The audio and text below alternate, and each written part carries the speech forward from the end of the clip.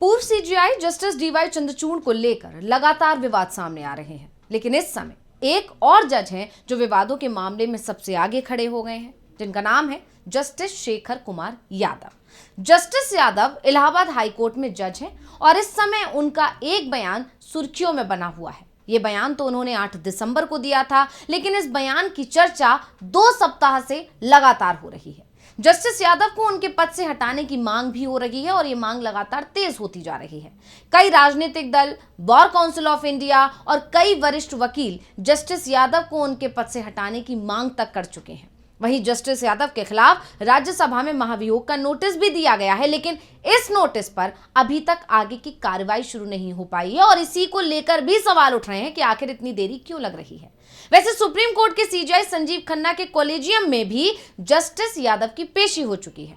करीब 45 मिनट तक जस्टिस यादव से कॉलेजियम ने सवाल जवाब किए और खबर यह भी आई कि कॉलेजियम जस्टिस यादव की सफाई से संतुष्ट नहीं है। उनसे सार्वजनिक रूप से माफी मांगने को कहा, लेकिन यह भी कहा जा रहा है कि जस्टिस यादव माफी मांगने को तैयार ही नहीं दिख रहे हैं।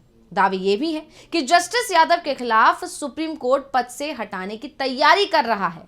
इस बीच जज इंक्वायरी एक्ट भी चर्चाओं में आ गया है, तो चर्चाओं में पूर्व सीजीआई डीवाई चंद्रचूड़ भी आ गए हैं। दरअसल जस्टिस चंद्रचूड़ का जस्टिस यादव की नियुक्ति को लेकर एक बड़ा कनेक्शन सामने आया है, क्योंकि जस्टिस यादव की नियुक्ति से पहले जस्टिस चंद्रचूड़ से उनके बारे में एक रिपोर्ट मांगी गई थी। उस समय जस्टिस चंद्रचूड़ सुप्रीम कोर्ट के जज हुआ करते थे, लेकिन वो तब कॉलेजियम के सदस्य नहीं थे। उस वक्त सीजीआई थे जस्टिस दीपक मिश्रा। तो कैसे जस्टिस शेखर कुमार यादव की नियुक्ति के मामले में जस्टिस चंद्रचूड़ आए चर्चाओं में, आज हम अपनी स्पेशल रिपोर्ट में करेंगे इसी सवाल पर बात। नमस्कार, मैं हूं अंशिता।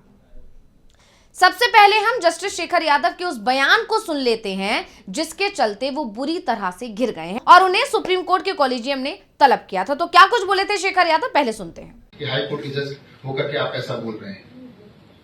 कानून तो भैया बहुत संक्षक से चलता है। परिवार में भी देखिए, समाज में भी देखिए, जहां पर अधिक लोग होंगे जो कहते हैं उसी को माना जाता है। लेकिन आप जबरदस्ती करेंगे आप कि नहीं साहब हम तो ये मान के चलेंगे। लेकिन मैं चाहे आपको बता दूं, ये जो जिनकी हम बात कर रहे हैं सब बुरे नहीं है,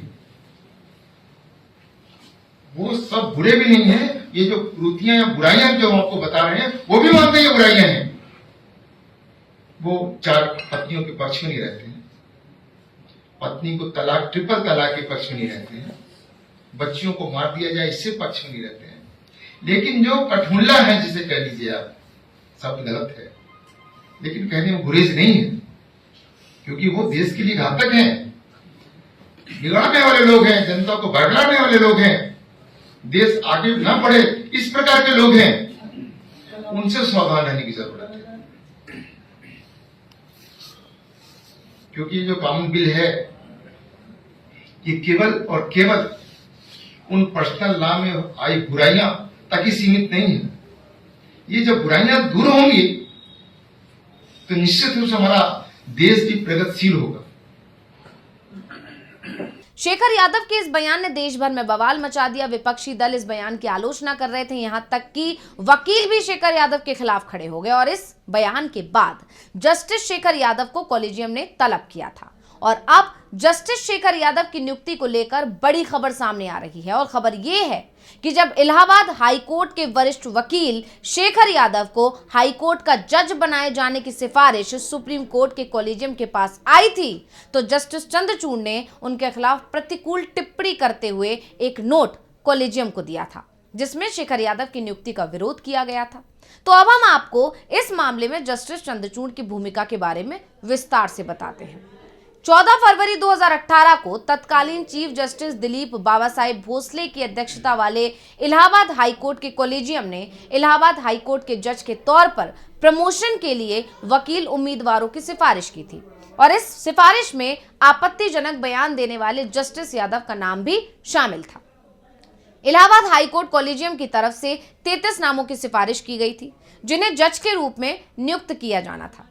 जिस समय हाईकोर्ट कॉलेजियम की तरफ से जजों की नियुक्ति की सिफारिश सुप्रीम कोर्ट के कॉलेजियम में पहुंची, उस समय जस्टिस दीपक मिश्रा सीजीआई हुआ करते थे और उन्होंने इस मामले में सभी उम्मीदवारों के लिए जस्टिस चंद्रचूड़, जो उस समय सुप्रीम कोर्ट के जज थे, उन्हें जांच रिपोर्ट देने को कहा। जस्टिस चंद्रचूड़ खुद इलाहाबाद हाईकोर्ट के जज रह चुके थे। 31 अक्टूबर 2013 को उन्हें इलाहाबाद हाईकोर्ट के मुख्य न्यायाधीश बना दिया गया था। करीब 3 साल वो इलाहाबाद हाईकोर्ट के मुख्य न्यायाधीश रहे। इसके बाद 13 मई 2016 को सुप्रीम कोर्ट के उन्हें जज बना दिया गया। जस्टिस चंद्रचूड़ से एसी के चलते सभी उम्मीदवारों की रिपोर्ट सीजीआई दीपक मिश्रा की तरफ से मांगी गई थी और अपनी रिपोर्ट में जस्टिस चंद्रचूड़ ने 33 में से सिर्फ 6 वकीलों को जज बनने के योग्य बताया था। जिन उम्मीदवारों के नाम जस्टिस चंद्रचूड़ ने खारिज किए थे उसमें से एक नाम जस्टिस शेखर कुमार यादव का भी था, लेकिन शेखर यादव बाद में जज बने। जस्टिस चंद्रचूड़ ने शेखर यादव के बारे में जो नोट लिखा था अब वो आपको बता देते हैं। तो आपको बता दें कि उस नोट में लिखा था, शेखर यादव हाईकोर्ट के न्यायाधीश के रूप में नियुक्ति के लिए उपयुक्त नहीं है। उम्मीदवार एक सहायक सरकारी वकील है। उनका कार्य अनुभव अपर्याप्त है। हालांकि उनकी उम्र 54 साल है। वो एक औसत वकील है। वो राष्ट्रीय स्वयंसेवक संघ के सक्रिय सदस्य हैं। मौजूदा समय में अतिरिक्त CSC हैं। वो डॉक्टर LS ओझा के भी करीबी हैं, जो भाजपा मीडिया सेल के सदस्य हैं। इसके अलावा एक बीजेपी नेता जो राज्यसभा के सदस्य हैं, वो उनके करीबी हैं। ऐसा मालूम पड़ा है कि इलाहाबाद हाईकोर्ट के पूर्व अतिरिक्त सॉलिसिटर जनरल अशोक मेहता ने राजनीतिक संबंधों के कारण उनकी सिफारिश की है। वो इलाहाबाद हाईकोर्ट के जज के रूप में नियुक्त होने के लिए उपयुक्त नहीं है। तो जिस राज्यसभा सदस्य के बारे में जस्टिस चंद्रचूड़ ने अपने नोट में लिखा था, वो इस समय केंद्र में मंत्री भी हैं। जिस समय जस्टिस चंद्रचूड़ ने अपना नोट उस समय के सीजीआई दीपक मिश्रा को सौंपा, उस समय जस्टिस मिश्रा का कार्यकाल समाप्त होने वाला था। वो अगले सीजीआई के रूप में जस्टिस रंजन गोगोई, जो कि वरिष्ठता के मामले में जस्टिस मिश्रा के बाद दूसरे सबसे सीनियर जज थे, उनके नाम की सिफारिश कर चुके थे। लेकिन इलाहाबाद हाईकोर्ट के जजों की नियुक्ति को लेकर उनके जस्टिस मिश्रा के कॉलेजियम की बैठक हुई थी। सुप्रीम कोर्ट के 3 न्यायाधीशों वाले कॉलेजियम में तत्कालीन सीजीआई दीपक मिश्रा, नामित सीजीआई रंजन गोगोई और जस्टिस मदन बी लोकुर शामिल थे, जिसकी 25 सितंबर 2018 को एक बैठक हुई और इस बैठक में यादव समेत 16 वकीलों के नामों को न्यायाधीश के रूप में नियुक्त करने के संबंध में फैसला टाल दिया गया था। अब दावा किया जाता है कि जस्टिस चंद्रचूड़ के नोट के चलते ही कॉलेजियम ने यह फैसला टाला था, क्योंकि जस्टिस चंद्रचूड़ ने अपने नोट में यह लिखा था कि उम्मीदवार की सिफारिश उनकी राजनीतिक संबद्धता के कारण इलाहाबाद हाईकोर्ट के पूर्व अतिरिक्त सॉलिसिटर जनरल अशोक मेहता ने की है। इसलिए कई नामों पर उन्हें आपत्ति है। जस्टिस दीपक मिश्रा के सीजीआई रहते समय जस्टिस शेखर यादव पर कोई फैसला नहीं हुआ, लेकिन इसके बाद सीजीआई बने रंजन गोगोई के कॉलेजियम ने शेखर यादव की नियुक्ति को मंजूरी दे दी। CJI Ranjan Gogoi, justice AK Sikri और SA बोबड़े वाले सुप्रीम कोर्ट कॉलेजियम ने 12 फरवरी 2019 को हुई अपनी बैठक में जस्टिस चंद्रचूड़ की टिप्पणियों को नजरअंदाज कर दिया और इलाहाबाद हाईकोर्ट के कॉलेजियम के नए जजों की नियुक्ति वाली सिफारिश में से वकील यादव, जो बाद में हाईकोर्ट के जज बन गए, उनके साथ 9 और नामों की सिफारिश करने का फैसला किया गया था। इसके बाद सरकार ने नियुक्ति को मंजूरी दे दी थी और इसके बाद वकील शेखर यादव को 12 दिसंबर 2019 को इलाहाबाद हाईकोर्ट का अतिरिक्त न्यायाधीश नियुक्त किया गया और 26 मार्च 2021 को स्थायी न्यायाधीश उन्हें बना दिया गया।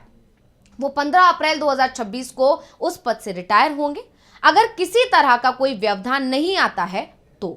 वैसे यादव के खिलाफ अभी भी राज्यसभा में महाभियोग का नोटिस विचाराधीन है, तो सुप्रीम कोर्ट का कॉलेजियम में भी ये मामला पहुंच चुका है। सीजीआई संजीव खन्ना का इस पर बेहद सख्त रुख बना हुआ है। वो कॉलेजियम में हुई सुनवाई को पूरी रिपोर्ट सुप्रीम कोर्ट की फुट बेंच को दे चुके हैं। ऐसे में सवाल उठ रहे हैं कि आखिर अब जस्टिस यादव के खिलाफ क्या कार्रवाई हो सकती है, क्योंकि सीजीआई संजीव खन्ना का रुख इन दिनों बेहद सख्त बना हुआ है। तो रिपोर्ट आपको कैसी लगी, हमें कमेंट करके अपनी राय जरूर दीजिएगा। इसी के साथ मुझे दीजिए इजाजत। देखते रहिए DV लाइव। नमस्कार।